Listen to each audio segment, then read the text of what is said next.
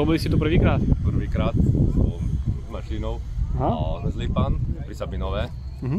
No a jazdilo sa dobre, bez poruchy, na to, že nemáme nič vyskúšané dokopy, je to fakt, že prvá väčšia jazda, veľa kilometrové, ako fakt, že bez problémov, až dneska je defekt, to je drobnosť.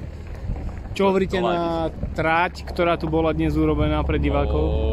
Dobrá, ale také ťahavé, dlhé čakanie a také, s miestami to takto išlo pomaly. Hej, čo vy a takéto autička, je to vlastná výroba, ale kde sa to dá kúpiť? Nikde nekúpiš, zrobíš si to, iba.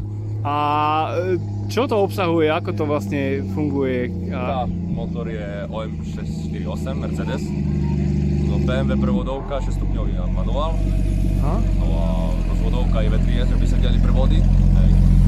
Tí dveráky sú opačné portálové, takže by to sedelo a funguje to zatiaľ veľmi dobre.